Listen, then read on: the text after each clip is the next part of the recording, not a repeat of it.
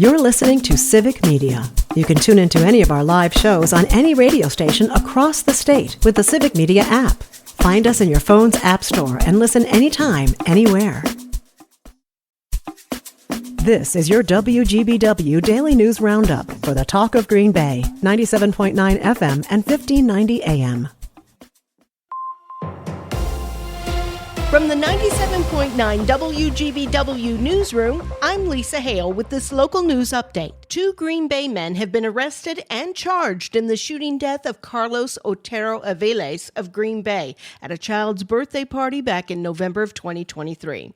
Green Bay police have arrested 41-year-old Christian Rivera Pica and charged him with first-degree intentional homicide, party to a crime, and use of a dangerous weapon.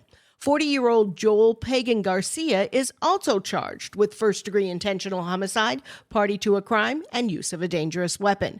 Both have made their initial court appearances. Bond was set at $1 million for both men. An international fireworks convention is returning to the Fox Valley in August of 2026. The Pyrotechnics Guild International Convention announced on its website that next year's event will be in Kaukauna. In 2023, you might remember, it was held in Oshkosh. The convention includes a full week of entertainment, education, and nightly fireworks displays. Governor Tony Evers is asking the Trump administration not to cancel money that's meant to revamp Wisconsin's unemployment system. Savannah Tomei Olson has more. The state's unemployment framework is old. It's based on technology from the 1970s. And during the pandemic, the high number of claims overloaded the whole thing, leading to long delays. The state has put tens of millions of dollars into upgrades and was set to get $29 million more from the federal government to help in that effort. That money was supposed to be used for modernization efforts, including ones that would help spot and stop fraud. In the spring, the Trump administration canceled $675 million meant to help update states' unemployment systems across the country. Wisconsin officials say canceling that money has really set their updates back. Now, the governor has written a letter to the labor secretary urging them to restore that money. I'm Savannah Tomei Olson. Lawmakers returning to the Capitol next month have the opportunity to consider some bills introduced by a Greater Green Bay Area senator to benefit veterans. Joanne Krulatz explains. Republican State Senator Andre Jacques is offering the Respect Our Wisconsin Veterans Service Act. Jacques said the measure could give lawmakers a chance to readdress veterans' issues that failed to make it into the state budget. Jacques has included over $1.9 million to keep open facilities in Green Bay and Chippewa Falls that offer the Veterans Outreach and Recovery Program for veterans who are homeless or at risk of becoming homeless. Other provisions include expanded eligibility for a refundable property tax credit for veterans and surviving spouses, and directing the Board of Regents to fund the UW Missing in Action Recovery and Identification Project to recover and identify MIA Wisconsin veterans. We've all gotten them, and not many of us enjoy them. I'm talking about robocalls. And Wisconsin Attorney General Josh Kaul has announced the multi-state anti-robocall litigation task force has issued warning letters to 37 providers. According to a press release, the warning letters are part of the task force's Operation Robocall Roundup initiative, demanding the providers take action to stop alleged illegal robocalls from being routed through their networks. They also remind the providers that they must comply with FCC robocall mitigation requirements, including registering in the agency's database and responding to government traceback requests. News at the top and bottom of the hour all day and on demand anytime at WGBW.FM. I'm Lisa Hale for 97.9 WGBW News.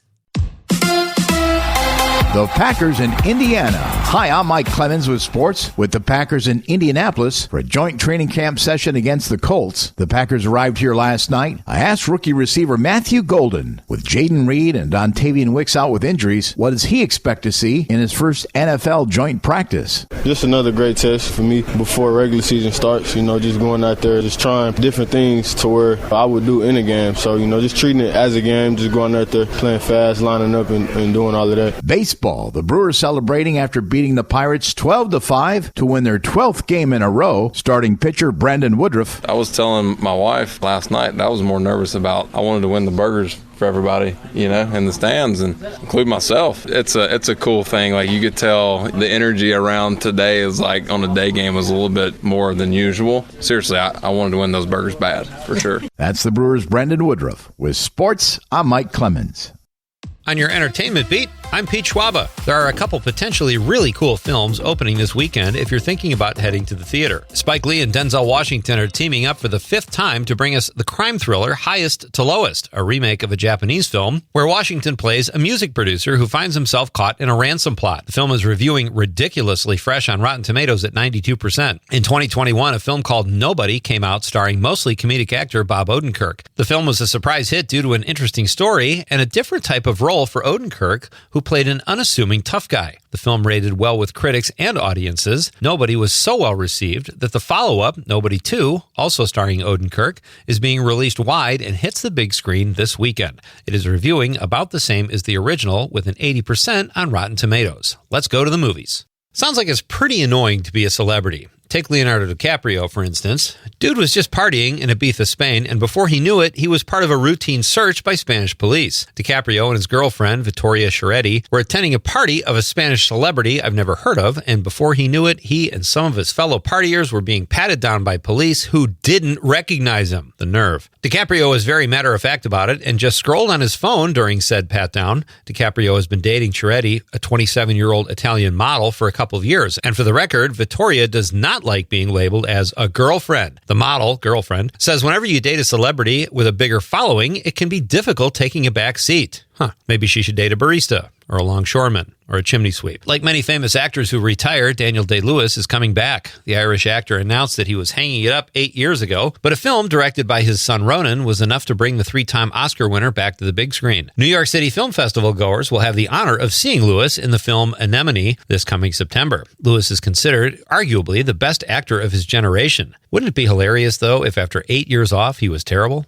Highly unlikely. Charlie Sheen fans, buckle up. There is a 2-part documentary that will drop on Netflix that is being called a tell-all. If there is stuff beyond what we already know, thanks to the tabloids, this could be horrifying. The Nepo baby actor discusses growing up in Malibu, what he calls his effortless rise to stardom, and his public and painful fall from grace. Sheen has been clean now for 7 years, so let's hope for entertainment purposes the documentary focuses on his pre-sober years. For more showbiz fun, tune in to Nightlight with me, Pete Schwaba, weeknights from 6 to 8 p.m. on the Civic Media Radio Network. Mostly sunny today. We'll get to 79 for a high this afternoon. Tonight, partly cloudy. We'll drop down to around 60 for an overnight low. Tomorrow, mostly sunny and a bit warmer with a high of 85. I'm meteorologist Sean Cable. Currently, it's 69.